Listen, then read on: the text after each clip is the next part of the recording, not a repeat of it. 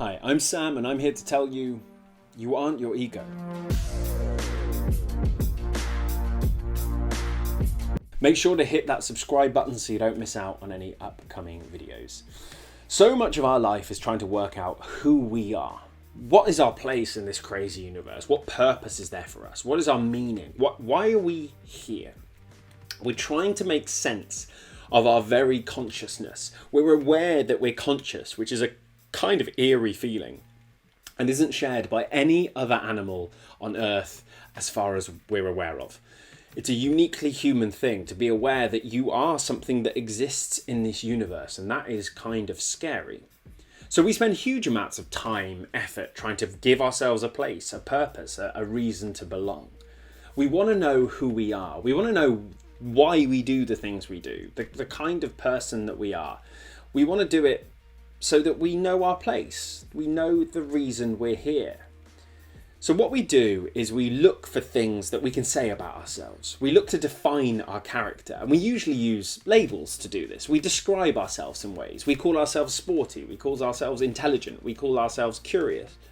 And then we call ourselves negative things too. I'm overly aggressive, I'm lazy, I'm blah, blah, blah. We have these words that we use, and we start to crystallize this kind of idea of who we are around these words. And we could end up, I could ask you right now to write out lists of words of who you are, and you could probably write out quite a long list of these kind of labels.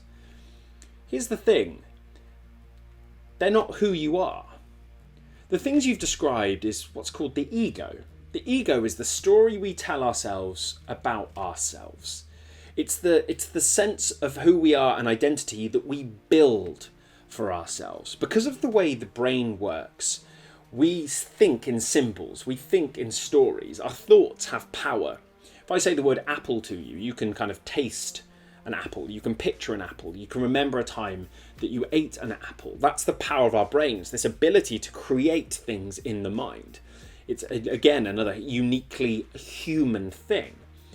And because of that, we can create stories so powerful they appear real. And our ego, the story about ourselves, is one of the most powerful at all.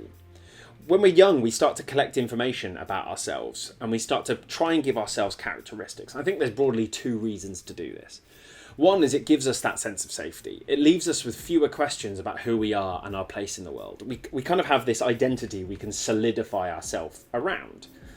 So we can bring that clarity that we're always looking for. And number two is they're shortcuts.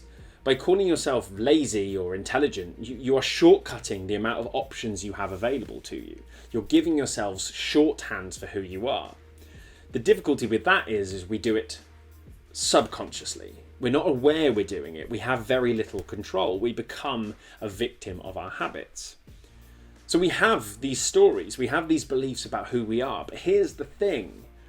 They're not real. It's just a story.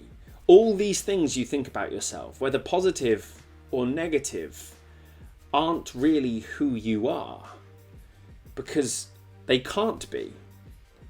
Let's try an exercise for a second. I want you to just write the words I am 3 times. I am, I am, I am. Write it on a piece of paper or on your computer.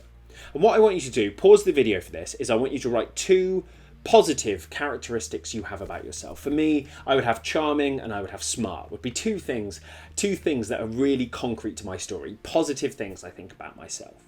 And for the third one, I want you to write a negative one. For me, it's lazy. I perceive myself as lazy. I want you to write that I am, and I want you to have a look at that. And I want you to think, yeah, that kind of sums up part of who I am. And then I want you to do a really simple thing, which is to write or not after each sentence. I am smart or not. I am charming or not. I am lazy or not. And I want you to look at the exact same words with the or not after it and see how it changes the perception. To reinforce it, think of one time, just one time in your entire life that you weren't the words you've put down, that you didn't fulfill that label, that actually you did something different. Because these are just labels. No one is something all of the time. In fact, what you're describing are actions. you can't just be lazy, but you can do something lazy. You can't be smart, but you can do something smart. You can't be charming, but you can do something charming. This is complete liberation from the contraction of the label. Labels are contractions. They limit your possibility. They limit the things you can do. By freeing ourselves and seeing it for a story, we can see that we have completely different options available to us. And there's a good and a less good way we can put this into practice. The good version is that you can put the positive words and they will help you to be that.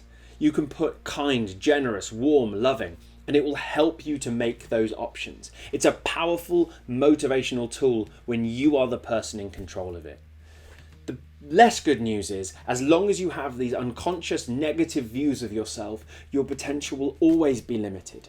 Because you have to fulfill the story set out by your own brain. If it tells you you're not good enough, if it tells you you're too angry, if it tells you you're too controlling, if it tells you any of those things, you will fulfill the label again and again, because that's how habits work.